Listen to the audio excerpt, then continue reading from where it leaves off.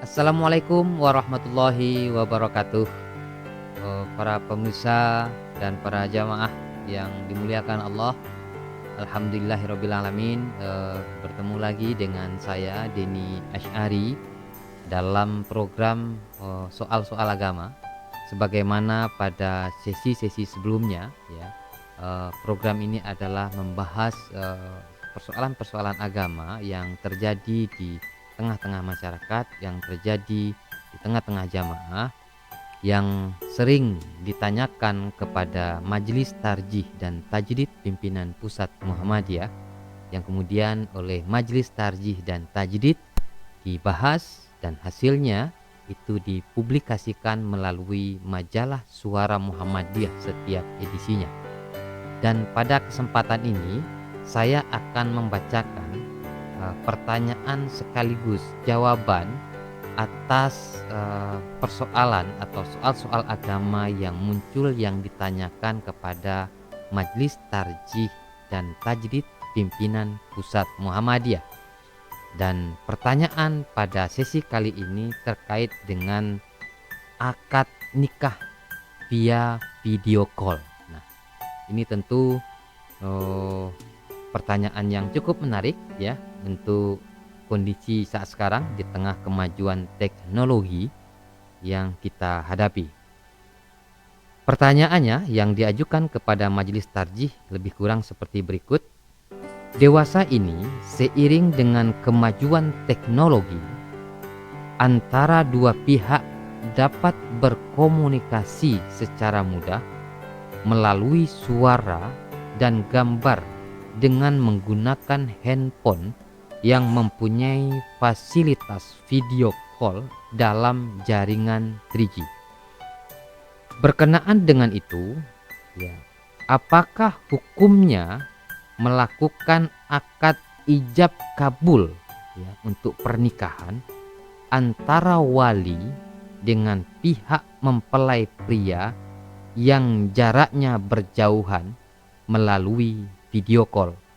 Yang satu mungkin pihak wali ada di Jawa, pihak keluarga mempelai mungkin ada di Sumatera, dan kemudian ijab kabul atau akad ijab kabul dilakukan melalui video call. Bagaimana kemudian hukumnya?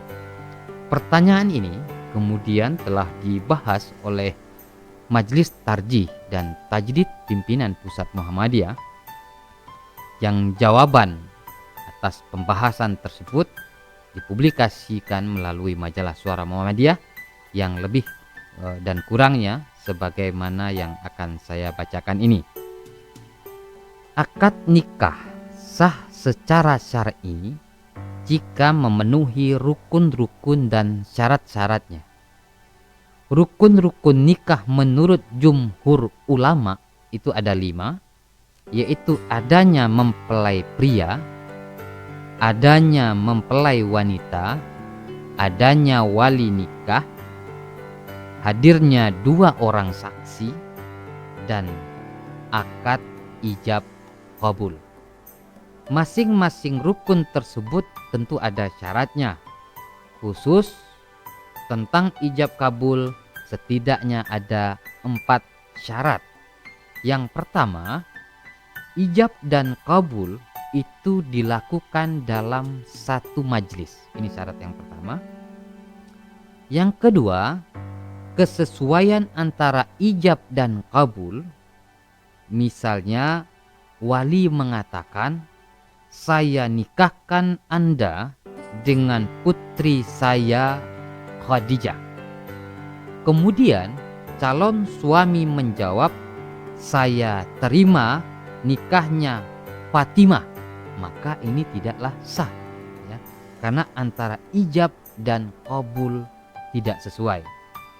Jadi tadi disebutkan ijabnya adalah menikahkan Khadijah, tetapi kabulnya menerima Fatimah. Ini tidak kesesuaian. Jadi syarat yang kedua adalah adanya kesesuaian antara ijab dan kabul. Yang ketiga, yang melaksanakan ijab atau wali itu tidak menarik kembali ijabnya sebelum kabul, ya. dari pihak lain, yaitu calon suami. Jika sebelum calon suami menjawab wali telah menarik ijabnya, maka ijab dan kabul seperti ini tidak sah. Yang keempat, berlaku seketika. Maksudnya, nikah tidak boleh dikaitkan dengan masa yang akan datang.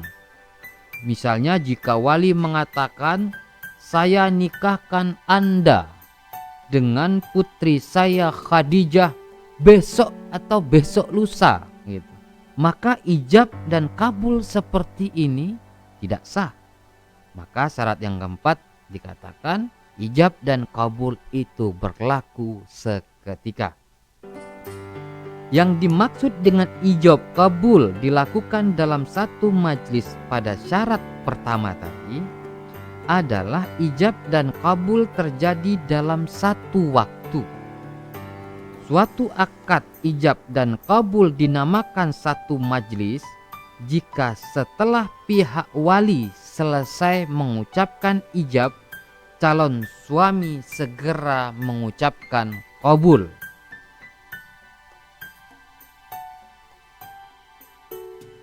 Antara ijab dan kabul tidak boleh ada jeda waktu yang lama.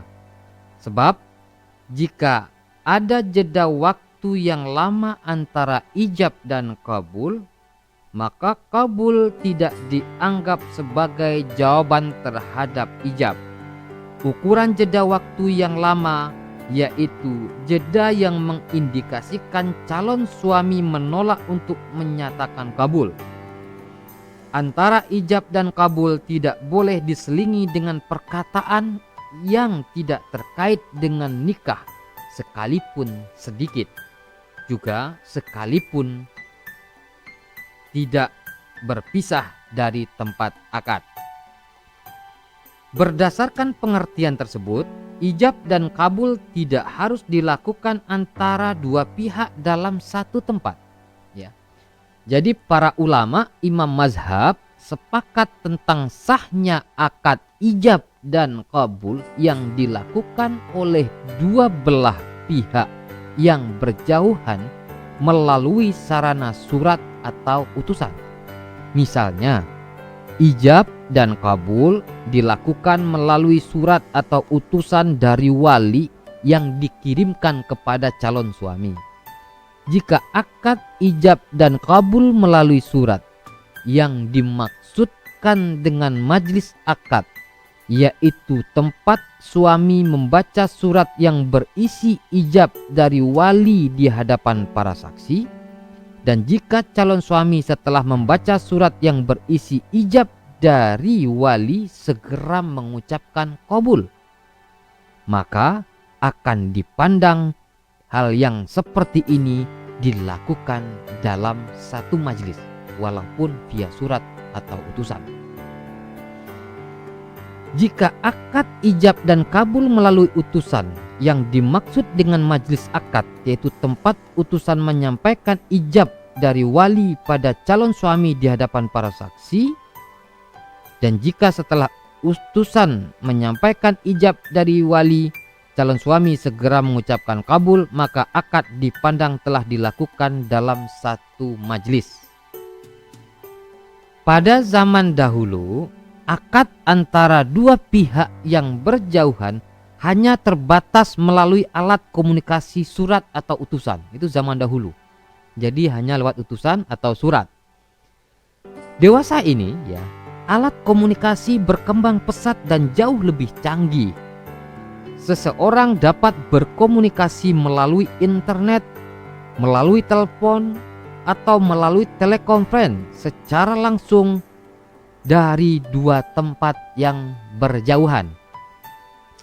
Alat komunikasi telepon atau handphone dahulu hanya bisa dipergunakan untuk berkomunikasi lewat suara atau berbicara, atau semacam pesan singkat SMS. Namun saat ini teknologi HP semakin canggih, di antaranya adanya fasilitas jaringan 3G dan bahkan lebih dari itu. Dan 3G atau Sixth generation adalah istilah yang digunakan untuk sistem komunikasi mobile atau handphone generasi selanjutnya. Sistem ini akan memberikan pelayanan yang lebih baik dari apa yang ada sekarang, yaitu pelayanan suara, pelayanan teks, dan pelayanan data. Jasa layanan yang diberikan oleh 3G ini adalah jasa pelayanan video, akses ke multimedia, dan lain-lain. Maka dengan fasilitas ini, yakni dengan video call, seseorang dapat berkomunikasi langsung lewat suara dan melihat gambar lawan bicaranya. Oleh sebab itulah, jika akad ijab dan kabul melalui surat atau utusan disepakati kebolehannya oleh ulama mazhab, maka akad ijab dan kabul menggunakan fasilitas jaringan 3G, yakni melalui video call, lebih layak untuk dibolehkan. Wah. Dengan surat atau utusan sebenarnya ada jarak waktu antara ijab dari wali dengan kabul dari calon suami. Sungguh pun demikian, akad melalui surat dan utusan masih dianggap satu waktu. Sedangkan melalui video call, akad ijab dan kabul benar-benar dilakukan dalam satu waktu. Dalam akad ijab kabul melalui surat atau utusan, pihak pertama yakni wali tidak mengetahui langsung terhadap pernyataan kabul dari pihak calon suami. Sedangkan melalui video call, lebih baik dari itu, yakni para wali dapat mengetahui secara langsung, baik mendengar suara maupun melihat gambar pernyataan kabul dari pihak suami.